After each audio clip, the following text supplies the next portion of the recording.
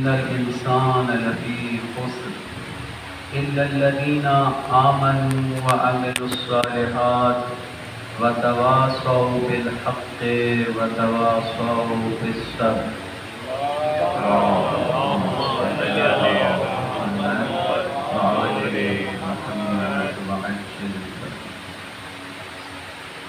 سامعین محترم، پروردگار عالم سورہ عصر میں قسم کھا کر کے بتا رہا ہے کہ سارے انسان نقصان میں اور گھاٹے میں ہیں بجز ان لوگوں کے جو صاحبان ایمان ہوئے اور عمل صالح انجام دیتے رہے اور حق کا دامن تھامے رکھے، حق کی وصیت کرتے رہے ایک دوسرے کو، اور صبر کی ایک دوسرے کو وصیت کرتے رہے۔ عزیزان گرامی، جیسے کہ ہماری گفتگو کا عنوان یہ ہے کہ ہمیں ایمان کے خطرات جو ہیں ان سے بچنے کی کوشش کرنی ہے اور ان کو سمجھنا ہے کہ خطرات کیا ہیں۔ آیا واقعاً ہمارے ایمان کو خطرہ ہے کہ ہم اس کی طرف توجہ دیں، یا یہ کہ نہیں خطرہ نہیں ہے، کوئی نہیں ہے؟ لیکن پہلی بات تو یہ کہ بہر صورت خطرہ تو ہے۔ وہ کیوں؟ وہ اس بات سے آپ سمجھ جائیں گے، دلیل یہ ہے ہماری کہ ہر نماز میں اللہ تعالیٰ نے واجب قرار دیا کس چیز کو؟ سورہ الحمد کو، کہ نماز میں سورہ الحمد پڑھنا کیا ہے؟ آپ پر واجب ہے۔ اور جب آپ اللہ کی تعریف کر لیتے ہیں بسم اللہ سے شروع کر کے مالک یوم الدین تک، تو اس کے بعد ایک جملہ ہے جس کی مسلسل تکرار ہے، وہ کیا؟ اہدنا الصراط المستقیم۔ پروردگارا ہمیں صراط مستقیم پر باقی رکھ۔ ہم کہتے ہیں باقی رکھ، اور وہ کہتے ہیں کہ ہمیں صراط مستقیم دکھا دے۔ ابھی جنہوں نے دیکھے نہیں ان کو دیکھنی ہے۔ اس کے اندر وسیع مفہوم ہے اہدنا کے اندر، یعنی دونوں معنی آ جاتے ہیں اس کے اندر، کہ ایک تو یہ کہ جنہوں نے دیکھی نہیں وہ دیکھیں صراط مستقیم کو، اس لیے کہ جب تک صراط مستقیم کو دیکھیں گے نہیں، اس پر آئیں گے نہیں، نجات نہیں پا سکتے، نجات ممکن ہی نہیں ہے ان کے لیے۔ اور جو صاحب ایمان ہو چکے ہیں ان کے لیے خطرہ ہے، لہذا کام نماز واجب ہے، پھر نماز کے اندر سورہ الحمد واجب ہے، اور سورہ الحمد کے اندر مسلسل یہ تکرار کہ اہدنا الصراط المستقیم، اہدنا الصراط المستقیم، اہدنا الصراط المستقیم۔ خدایا قائم رکھنا، قائم رکھنا، قائم رکھنا۔ یہ قائم رکھنے والی بات بتا رہی ہے کہ خطرہ ہے، اور ساتھ ساتھ یہ بھی بتا دیا کہ فقط قائم ہی نہیں رکھنا صراط مستقیم پر، بلکہ غیر المغضوب علیہم ولا الضالین۔ کیا ہے پروردگارا اس صراط مستقیم پر؟ اب غیر المغضوب علیہم ولا الضالین کے دو معنی کیے گئے۔ ایک معنی یہ ہے کہ اس صراط پر نہیں چلانا کہ جن کے اوپر غضب ڈھایا گیا اور جو گمراہ ہوئے، اور ایک معنی یہ ہے کہ جو حقیقی معنی ہے اس کا وہ یہ ہے کہ اس صراط مستقیم پر قائم رکھ کہ جو نہ کبھی جن پہ غضب ڈھایا گیا اور نہ ہی وہ گمراہ ہوئے۔ تو اللہ تعالیٰ میں گمراہی کا احتمال ہے، لہذا کہا گیا کہ ہم اس والے راستے پر باقی رہنا چاہتے ہیں جس میں گمراہی نہ ہو، جس میں غضب نہ ڈھایا گیا ہو۔ لہذا بہت سے با ایمان ہوئے اور ایمان لانے کے بعد ایمان سے دور ہو گئے، ان پہ غضب ڈھایا گیا، حق سے دور ہو گئے،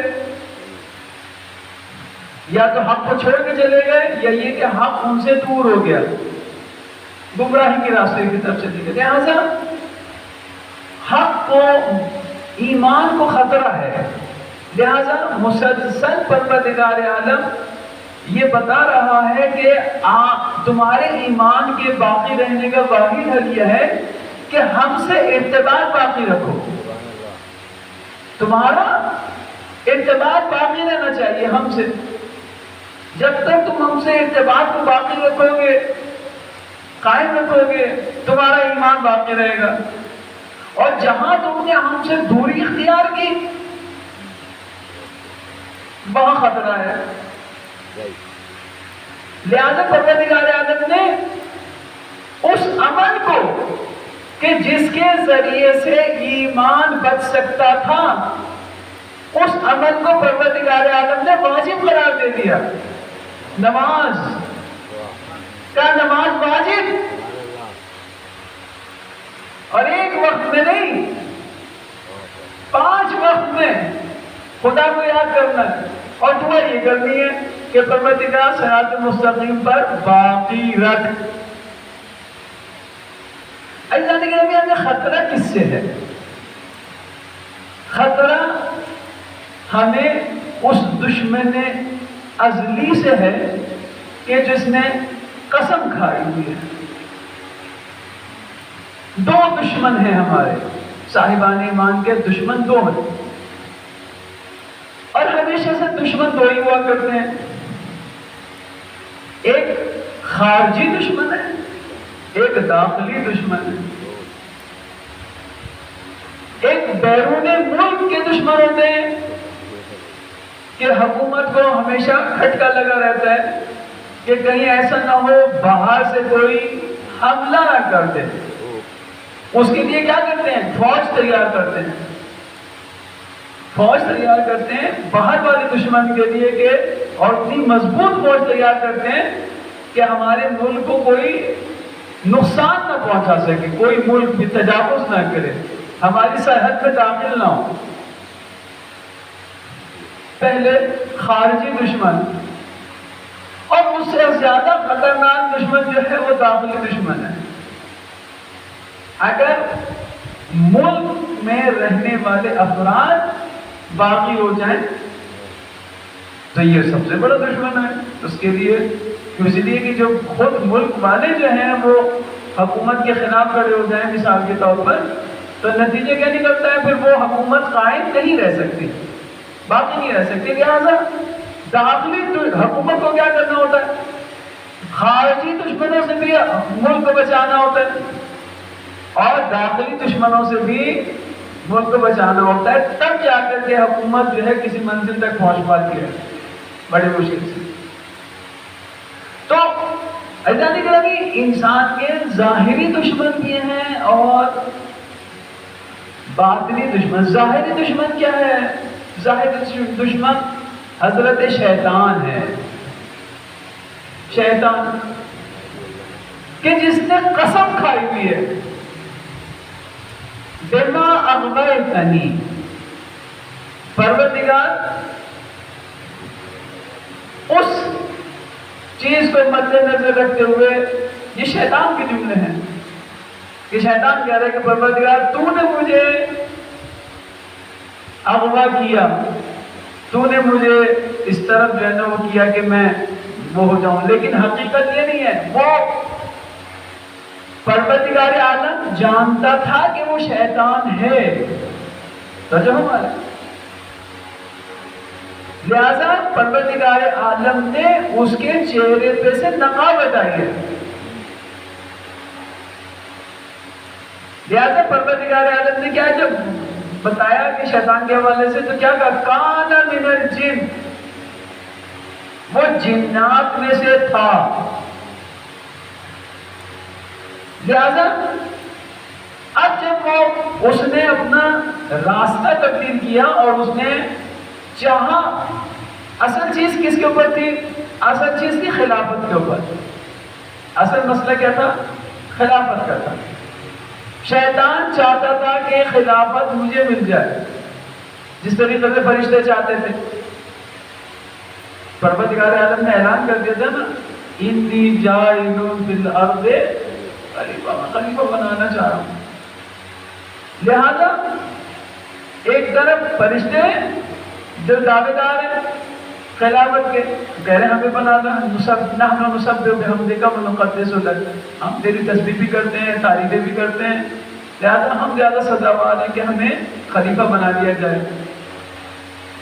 تو دوسری طرف شیطان امیدوار ہے خلافت کا، وہ چاہ رہے خلافت مجھے مل جائے. لہذا عبادت کر کر کے اتنی جگہ پر آ گیا کہ فرشتوں نے بھی کہا کہ یہ ہم سے زیادہ بہتر ہے، لہذا اس کو صف اول میں ہونا چاہیے. پھر اس کو آگے لے آیا، اس کو امام بنا دیا فرشتوں نے، فرشتوں کا امام بن گیا. وہ اتنی عبادتیں کی اس نے. جو فرشتوں کا بھی امام بن جائے، خلیفہ بن رہا ہو، دکھائی دے رہا ہو، جبکہ وہ اندر سے وہ شیطان ہے، اندر سے وہ خدا کا حکم نہیں مان رہا. اب پتہ کیسے چلا کہ وہ شیطان ہے؟ کہ جب پروردگار عالم نے کہا کہ جب میں آدم کو بنا لوں فاسجدوا، تم سب کے ساتھ آدم کو سجدہ کرنا. کون کہہ رہا ہے؟ رب العالمین. کون کہہ رہا ہے؟ جس نے انسانوں کو بھی خلق کیا اور جنات کو بھی خلق کیا. وہ رب العالمین کہہ رہا ہے کہ تم میرا حکم ماننا، جیسے ہی میں اس میں روح ڈالوں سب کے تم سب سجدے میں گر جانا. نتیجہ کیا ہوا کہ جب روح ڈلی تو سارے کے سارے فرشتوں نے جو سجدہ کیا آدم کو، فسجد الملائکۃ، سارے کے سارے فرشتوں نے سجدہ کیا الا ابلیس. ابلیس نے سجدہ نہیں کیا. اللہ نے گرامی، یہاں سے حقیقت ظاہر ہو گئی کہ جو اپنے آپ کو اتنا بڑا مقدس سمجھتا تھا، اتنا بڑا عبادت گزار سمجھ رہا تھا، زمین کے چپے چپے پہ اس نے سجدے کیے تھے. پتہ یہ چل رہا تھا کہ وہ سجدے جو اس نے کیے تھے وہ اپنی مرضی کے سجدے تھے، اور جہاں اللہ رب العزت نے اسے سجدہ کرنے کو کہا وہی نہیں کیا سجدہ. وہ اس نے فقط آدم کو دیکھا، اس نے یہ نہیں دیکھا کہ سجدے کا حکم دینے والا کون ہے. اس نے اپنے پروردگار کو بھی تک نہیں پہچانا. جب خدا ہی کو نہیں پہچانا اور وہ فقط آدم ہی کو دیکھتا رہا، اور جب پروردگار عالم نے پوچھا کہ اے شیطان، کیا میں نے تمہیں حکم نہیں دیا تھا کہ جب میں اس کو بنا لوں، اس میں روح ڈالوں تو کیا ہو؟ تم اس کو سجدہ کرنا، تم نے سجدہ کیوں نہیں کیا جبکہ میں نے تمہیں سجدے کا حکم دیا تھا؟ تو کیا کہتا ہے؟ کہتا ہے کہ پروردگار میں افضل ہوں اور یہ مفضول ہے. اب میں اپنے آپ کو افضل سمجھا. خلقتنی من نار وخلقتہ من طین. پروردگار تو نے کیا کیا ہے؟ مجھے تو آگ سے پیدا کیا اور آدم کو مٹی سے پیدا کیا. تو آگ جو ہے وہ افضل ہے کس سے؟ مٹی سے. کس اعتبار سے؟ کہا کہ اب یہ سب سے پہلا فرد جس نے حق کے مقابلے میں شبہ ایجاد کیا وہ حضرت شیطان ہے، شبہ ایجاد کیا۔ اور ہمیشہ یاد رکھیے کہ حق کو جو چیز نقصان پہنچاتی ہے اور انسان سے ایمان کو چھین بھی لیتی ہے، وہ شبہ ایجاد کرنا ہے۔ ہمیں جس چیز سے بچنا ہے وہ شبہات سے بچنا ہے۔ شبہ جب آ جاتا ہے تو حق کا چہرہ چھپ جاتا ہے، اس لیے کہ شبہ کہتے کس کو ہیں؟ اس باطل شے کو کہتے ہیں شبہ، کہ جو لباس حق پہن کر کے ظاہر ہو جائے۔ تو جو ہمارے شبہ کبھی بھی علیحدہ سے نہیں آتا، لباس حق پہن کے آتا ہے، حق کے لباس میں آئے گا، اور جب حق کے لباس میں آ جائے گا تو سامنے والے کو پہچاننا مشکل ہو جائے گا۔ لہذا کیا ہوگا کہ انسان جو ہے وہ اپنی پٹڑی چینج کر سکتا ہے، جو راستہ جس راستے پہ جا رہا تھا صراط مستقیم پر، اس راستے کو چھوڑ کر وہ دوسری پٹڑی پہ جا سکتا ہے، تبدیل ہو سکتا ہے۔ کیوں؟ کیونکہ یہ متصل ہے اس کے ساتھ۔ تجربہ مانے یہ لائن کبھی کبھی آپ نے دیکھا ہوگا کہ لائن جو ہے بالکل متصل ہوتی ہے اصل لائن کے ساتھ، بالکل ملی ہوئی ہوتی ہے۔ تجربہ مانے اگر ڈرائیور یا جو ہے وہ ہوشیار ہو کر کے نہیں بیٹھے گا، ممکن ہے کہ اس کو پتہ بھی نہ چلے اور گاڑی اپنا راستہ تبدیل کر لے۔ تجربہ نہیں، اس کو کہتے ہیں شبہ۔ تو ہمیشہ ہمیں بچنا کس سے ہے؟ شبہات سے بچنا ہے۔ شبہ کس کو کہتے ہیں؟ شبہ اس باطل شے کو کہتے ہیں کہ جو حق کا لباس پہن کر کے آ جائے، اس کو شبہ کہتے ہیں۔ شبہ سے بچنا ہے۔ اول ما سب سے پہلا جس نے شبہ ایجاد کیا وہ کون ہے؟ خود شیطان ہے۔ حق کے راستے میں شبہ ایجاد کیا، وہ کیا کہ میں افضل ہوں اور آدم کیا ہے؟ مفضول ہے۔ میں آگ سے بنا ہوں، آگ اوپر کی طرف اڑتی ہے نا، آگ جب جلتی ہے تو اوپر کی طرف جاتی ہے، اور مٹی کیا ہے؟ نیچے کی طرف جاتی ہے۔ کتنے بھی طاقت سے آپ مٹی کو پھینکیں گے واپس نیچے کی طرف آئے گی۔ تو مٹی تو پست ہے اس کی نگاہ میں، اور آگ ہے بلند۔ تو کہا کہ چونکہ میں بلند ہوں لہذا پرستش میری ہونی چاہیے تھی، خلیفہ مجھے بننا چاہیے تھا، تو نے آدم کو کیوں بنا دیا؟ خلیفہ آدم کو کیوں بنا دیا؟ مجھے بنانا چاہیے تھا، میں تو افضل تھا۔ کس سے؟ آدم سے۔ عزیزان گرامی، پروردگار عالم کا ایک ہی جواب ہے، وہی جواب جو اللہ تعالیٰ نے فرشتوں کو دیا، وہی جواب شیطان کے لیے بھی ہے، وہی جواب ان لوگوں کے لیے بھی ہے کہ جو اپنا امام خود بناتے ہیں۔ وہی جواب ان لوگوں کے لیے بھی ہے کہ جو اپنا امام خود بناتے ہیں، کہ پروردگار عالم نے کہا جس چیز کو میں جانتا ہوں تم نہیں جانتے، تمہیں نہیں پتا کہ مٹی کتنی زرخیز ہوتی ہے، کتنی امین ہوتی ہے۔ آپ ایک بیج لیں، آگ میں ڈال دیں، آگ کیا کرے گی؟ جلا دے گی، فنا کر دے گی۔ لیکن وہی بیج آپ مٹی کے میں ڈال دیں، اس کو پروان چڑھا کر کے بڑا کر دے گی۔ عزیزان گرامی، خدا جانتا ہے کہ مٹی کے اندر کیا خاصیت ہے،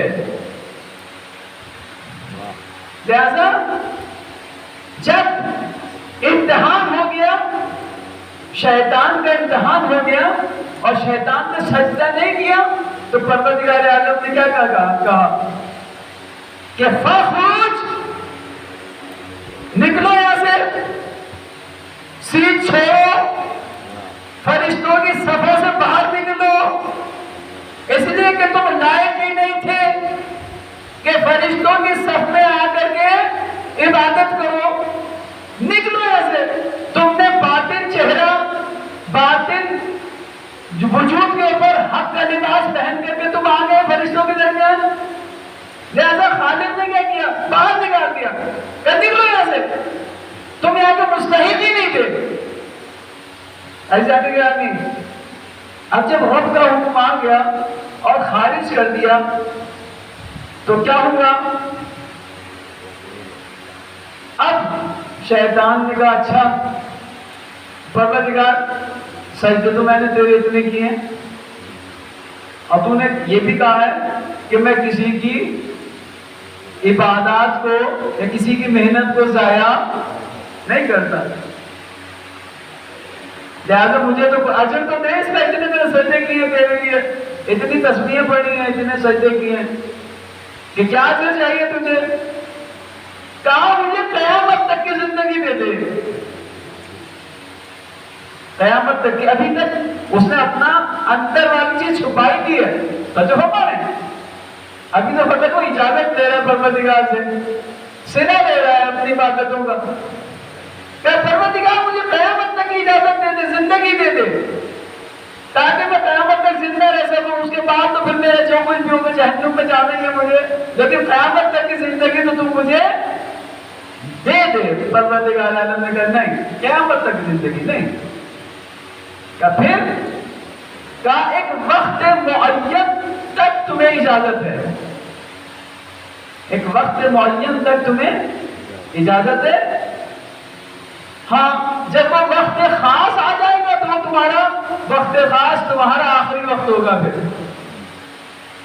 اس کے بعد تمہاری زندگی ختم ہو جائے گی۔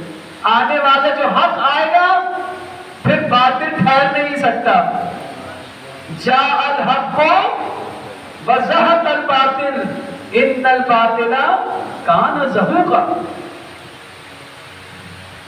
وہ انتظار کا لمحات ہیں، جب تک مولا نہیں آتے شیطان کو اجازت ہے بہکانے کی،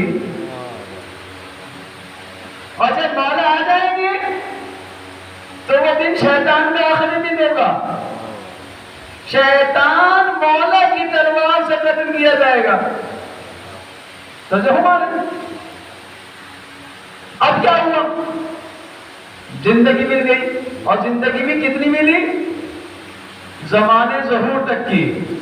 اب پتہ نہیں کب تک ظہور ہوگا مولا کا، کتنے ہزار سال گزر گئے ہیں، دنیا کو آباد ہوئے گئے، اس وقت سے شیطان اپنے کام کر رہا۔ اچھا جب جانے لگا تو اب اس نے اپنا جو اندر چھپایا ہوا تھا اس کو ظاہر کر دیا، کہا بما اغویتنی لأقعدن صراطک المستقیم۔ پروردگارا اب جب کہ تو نے مجھے خارج کر دیا ہے اپنی بارگاہ سے اور نکال دیا ہے، دھتکار دیا ہے، تو اب میں تیرے سیدھے راستے پر جو تو نے اپنے لیے بنایا ہے، تو جو ہمارے جو راستہ تیری طرف آنے والا ہے اور اس راستے کو تو نے پسند کیا ہے، میں اس راستے پر جا کر کے بیٹھ جاؤں گا،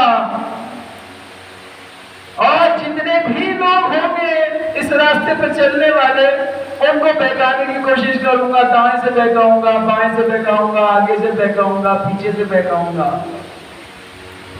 ہمارے یہ ہے حضرت شیطان کہ جو ہمارا کھلا ہوا دشمن ہے۔ پروردگار عالم نے کہا یہ شیطان کیا ہے؟ کھلا ہوا دشمن تمہارا۔ یا بنی آدم اللہ تعبدوا الشیطان، سورہ یاسین کے اندر، یا بنی آدم، اے بنی آدم، اے آدم کی اولادوں، اے آدم کے بچوں، یاد رکھو وہ تمہارا بھی دشمن نہیں، تمہارے باپ کا بھی دشمن ہے. خدا نے واضح لفظوں میں بتا دیا تمہارے باپ کا بھی دشمن تھا. اور انسان کو یہ جملہ بہت گران گزرتا ہے. اگر غیرت مند ہے کوئی تو وہ اپنی شاید برداشت کر لے، لیکن باپ کو برداشت نہیں کر سکتا. جب اگر کوئی باپ کا دشمن ہو تو انسان جو ہے اس کو برداشت نہیں کرتا. خالق نے واضح طور پر دو لفظوں میں کہہ دیا کہ اے حضرت انسان یا بنی آدم اللہ تعبدوا الشیطان. دیکھو شیطان کا نہیں کہنا ماننا، شیطان کی عبادت نہیں کرنا. کیوں؟ اس لیے کہ وہ تمہارا کھلا ہوا دشمن ہے. عزیزان گرامی، اس شیطان سے بچنا ہے. اور دوسرا شیطان انسان کا اپنا نفس ہے کہ جس کی کل ہم وضاحت کریں گے. تو اس شیطان سے بچنا ہے اور اسی شیطان کو دور کرنا ہے. لہذا ہم عبادت میں بھی جب کھڑے ہوتے ہیں تو حکم یہ ہے کہ جب آپ نماز کے لیے کھڑے ہوں تو آپ اعوذ باللہ من الشیطان الرجیم کہہ کر کے، اور وہ بھی بلند آواز سے نہیں، کہا کہ بسم اللہ بلند آواز سے پڑھنی ہے لیکن اعوذ باللہ آہستہ پڑھنا ہے. یہ مومن کی علامت ہے کہ اعوذ باللہ کو کیا پڑھتا ہے؟ آہستہ پڑھتا ہے. اور جو ہے وہ بسم اللہ جو ہے بلند آواز سے پڑھنے کا حکم ہے کہ بسم اللہ کو بلند آواز سے پڑھیں. اعزائے گرامی، اس لیے کہ یہی وہ ہے کہ جو ہمارے راستے کے اندر رکاوٹ ہے، ہمارے توجہات کو کہیں اور لے جاتا ہے. نماز میں بعد میں پتہ چلتا ہے کہ ہم نے نماز پڑھ لی اور ہمیں پتہ نہیں چلا کہ نماز ہم نے پڑھی بھی ہے یا نہیں پڑھی. لہٰذا ہمیں شیطان سے بچنا ہے تاکہ ہم اس راستے پہ چل سکیں. بس عزیزو، امام حسین علیہ السلام کا جو مقصد تھا وہ بھی یہی تھا کہ حق کا چہرہ دکھانا چاہتے تھے. امام حسین علیہ السلام کی جو قربانی کا مقصد ہے وہ حق و باطل کے درمیان تمیز دینا ہے. اور مولا جب نکلے ہیں وہ جو کہ پہلی مجلس میں بھی بیان کیا تھا کہ دشمن نے شبہ ایجاد کرنے کی کوشش کی تھی. میں نے آپ کو عرض کیا کہ ہمیشہ شبہ سے بچنا ہے. اس کی وضاحت مزید کل کریں گے کہ شبہ سے بچنا ہے. مولا نے اس سے پہلے کہ گھر سے نکلیں پہلے ہی شبہ کا ازالہ کر دیا. انی لم اخرج عشرا ولا بطرا ولا مفسدا بل خرجت لطلب اصلاح امت جدی. میں اس لیے نہیں نکل رہا کیونکہ بعد میں مولا کو پتا ہے کہ لوگ کیا کہیں گے میں کیوں گیا ہوں. لوگ یہی کہیں گے کہ خلافت حاصل کرنے کے لیے حسین ابن علی نکلے. لوگ یہی کہیں گے کہ یہ امت اللہ کے رسول کے جانے کے بعد انہوں نے خونریزی پھیلا دی، آپس میں امت کے درمیان جو ہے آپس میں لڑ پڑے. دنیا تو یہی کہیں گے کیا حسین ابن علی نے خونریزی کرا دی، آپس میں لڑا دیا. لیکن مولا نے شبہ کا ازالہ کیا. عزیزان گرامی، وہ بہت مشکل ہوتا ہے حق کا پہچاننا ہم لوگوں کے لیے، یعنی جو حق پر آ گئے ان کے لیے پھر بھی حق پہ باقی رہنا ایک عمل ہے. لیکن حق کو چونکہ پہچان چکے لہذا اتنی مشکل نہیں ہے. اس لیے کہ جو حق والے ہیں، امام حق کو امام مانتے ہیں، ان کے لیے اتنا مسئلہ نہیں ہے. مسئلہ ان کے لیے ہے کہ جو امام کو امام نہیں مانتے،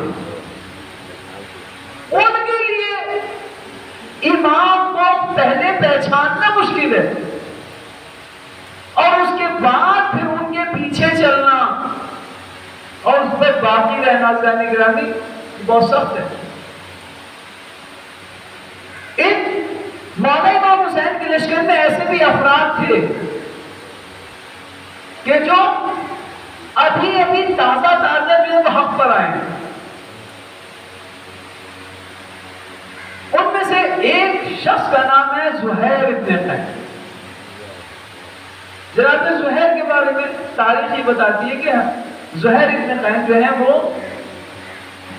مومن نہیں تھے بالفاظ دیگر. امام حسین کو اپنا امام نہیں مانتے ہیں، وہ حضرت عثمان کو اپنا امام مانتے ہیں، عثمانی مذہب پہ تھے.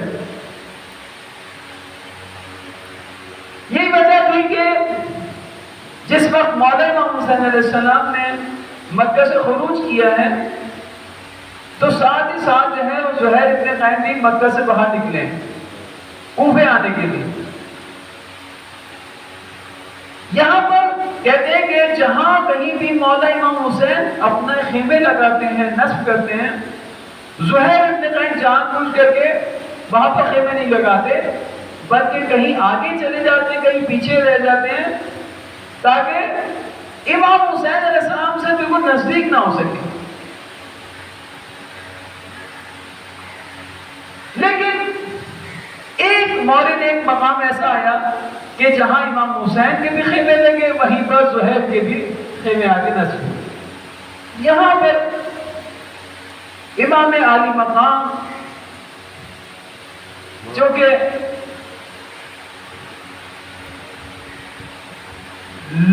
لوگوں کے نفوس سے آگاہ ہیں اور اندر کی خبر رکھتے ہیں، جانتے ہیں کہ کس کے دل میں ہماری محبت ہے. لہذا زہیر ابن قین کے دل میں احترام تھا اس کا، پیغمبر اسلام کا اور ان کی اولاد کا.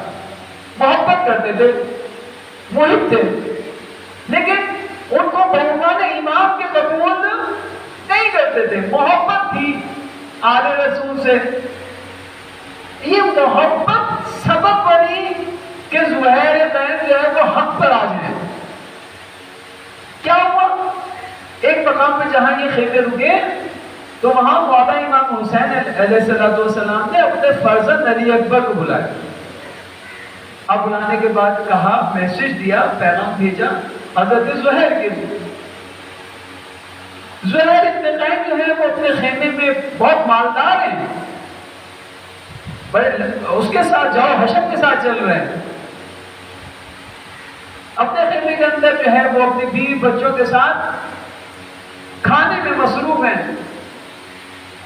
ایک مرتبہ آواز آئی خیمے کے باہر سے کہ میں حسین ابن علی کا قاصد ہوں، میں حسین ابن علی کا پیغام لے کر کے آیا. اے زہیر، میں تمہارے پاس حسین ابن علی کا پیغام لے کر آیا. جیسے یہ میسج زہیر نے سنا، ایک مرتبہ اپنے آپ کو ایسا کیا کہ جیسے زہیر نے سنا ہی نہیں، بے توجہ ہی. پھر آنے والے نے پھر ایک مرتبہ آواز دی خیمے کے باہر سے کہ اے زہیر، میں تمہارے پاس ایک پیغام لے کر آیا ہوں، میں حسین کا قاصد ہوں. اب یہاں پر زہیر کی زوجہ ہیں، زوجہ جو ہے وہ کہتی ہیں کہ اے زہیر، فرزند رسول کا قاصد ہے، تم کیسے مسلمان ہو کہ رسول کے نواسے تمہیں کسی کام سے بلا رہے ہو اور تم جانے سے انکار کرو؟ کیسے مومن ہو تم، کیسے مسلمان ہو؟ جناب زہیر نے کہا کہ مجھے معلوم ہے کہ کیوں بلایا جا رہا ہے، لیکن یاد رکھو کہ میں اگر چلا گیا تو پھر واپس آنا میرے لیے مشکل ہے. حضرت زہیر باہر نکلے، کیا دیکھا کہ وہ عام قاصد نہیں تھا، وہ حسین کے لشکر میں وہ فرد تھا کہ جو شکل میں، صورت میں، شباہت میں، کردار میں اللہ کے رسول سے سب سے زیادہ شباہت رکھتا تھا. عزیزو، زہیر گئے باہر، جناب علی اکبر کا چہرہ دیکھا، مولا کا پیغام سنا، واپس خیمے میں فوراً واپس آئے. آنے کے بعد کہتے ہیں کہ اے زوجہ میں نے تجھے آزاد کر دیا, میں حسین کے پاس جا رہا ہوں. نہ جانے زہیر نے کیا دیکھ لیا کہ اتنی تبدیلی آ گئی. کہا میں نے تجھے آزاد کیا, جو مال ہے وہ بھی تجھے دے دیا. عزیزو زہیر واپس آ گئے, مولا کے لشکر میں آئے ہیں. عزیزارو یہی زہیر ہے کہ جب شب عاشور آئی ہے تو جناب زینب نے ایک مرتبہ اپنے بھائی سے یہ آ کر کے کہا, بھیا کیا آپ نے اپنے اصحاب کا امتحان لے لیا ہے؟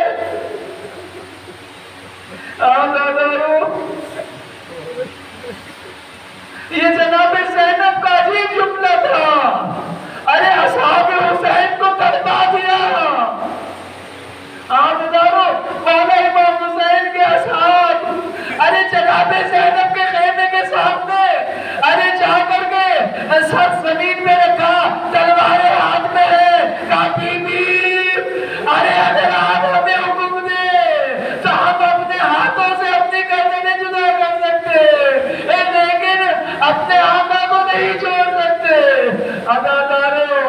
مولا نے امتحان کی خاطر جانتے تھے اپنے ساتھ کو, لیکن ایک مرتبہ پھر بھی سب کو جمع کیا.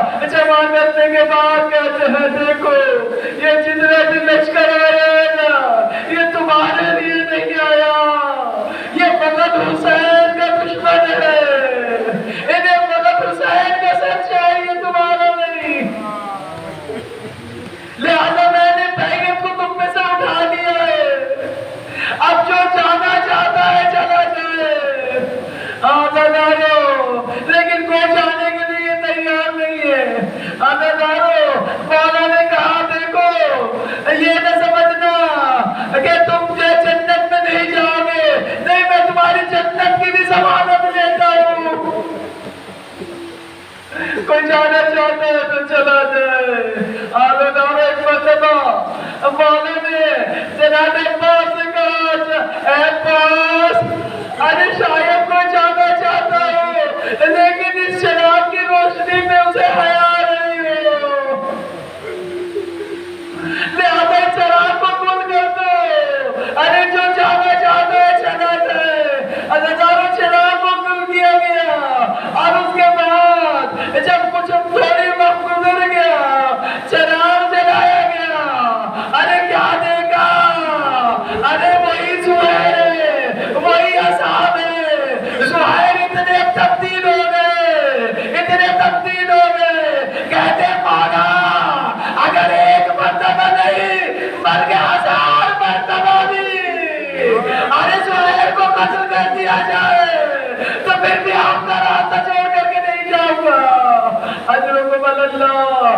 آدھارو یہی زہیر ہے, کتنے تبدیل ہو گئے.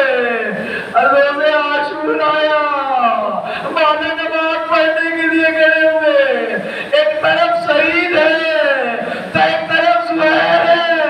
کہتے مولا ارے نماز پڑھیے, جو بھی تیر آئے گا ہم اس کو اپنے سینے پر لینے کے لیے تیار ہے. وہ وقت بھی آیا کہ جب زہیر مولا سے اجازت لے کر کے میدان کی طرف پہنچے. یہ بوڑھا انسان, ارے مولا کا بوڑھا صحابی رجت پڑھتے ہوئے جا رہے ہیں اور مولا کے دشمنوں سے یزیدیوں سے جنگ کر رہے ہیں. وقت وہ بھی آیا, ارے جب مولا کو آواز دی السلام علیکم یا عباد اللہ, مولا ہماری خبر لیجیے. بس ازادارو زہیر نے اپنی جان کو اپنے مولا پر قربان کیا. مولا سے رانے پہنچے. زہیر ارے تم نے اپنا حق ادا کر دیا. اللہ لعنت اللہ علی القوم الظالمین. سیعلم الذین ایمن فلبین خلقون. خدا بندہ کے واسطے, محمد وآل محمد کے واسطہ اس قلیل سی عبادت کو اپنی بارگاہ میں قبول و منظور فرما۔ پروردگار ہمارے گناہان کبیرہ و صغیرہ کو معاف فرما۔ پروردگار کی واسطہ محمد و آل محمد کے واسطہ جتنے بھی مومنین مومنات مریض ہیں پروردگار، کورونا میں مبتلا ہیں، چاہت معصومین علیہ السلام کے صدقے سے، اس ذکر کے صدقے سے ان کو شفاء کامل و عاجل عطا فرما۔ پروردگار اپنے واسطہ محمد و آل محمد کا واسطہ جو مومنین بے روزگار ہیں انہیں بہترین روزگار عطا فرما، جو برسر روزگار ہیں ان کے رزق میں برکت عطا فرما، جو بے اولاد ہیں انہیں اولاد نرینہ عطا فرما، جو بے گناہ قید میں انہیں قید سے رہائی عطا فرما۔ پروردگار علماء حق کا سایہ ہمارے سروں پہ قائم و دائم فرما، مقام معظم رہبری کو طول عمر عطا فرما، آیت اللہ سیستانی کی حفاظت فرما۔ پروردگار کے واسطہ محمد و آل محمد کا واسطہ ایام ازاں ہیں پروردگارہ، مولا امام حسین کی مجالس کے ایام ہیں، مصیبت کے دن ہیں پروردگار۔ مومنین چاہتے ہیں کہ باقاعدہ مجلسوں میں خوب شرکت کریں اور مجلس کو آباد کریں پروردگار۔ اس وبا کو، اس کرونا کو کا پروردگار امام حسین کے صدقے سے خاتمہ فرما، اور تمام مومنین مومنات جو مجلسیں برپا کر رہے ہیں، مجلس میں شریک ہو رہے ہیں پروردگار، سب کی اس کرونا سے حفاظت فرما۔ پروردگار کے واسطہ محمد و آل محمد کا ہمارے مولا کے ظہور میں تاجیل فرما، ہم سب کو مولا کے سچے غلاموں میں جانثاروں میں شامل فرما۔ ربنا تقبل منا انک انت السمیع العلیم۔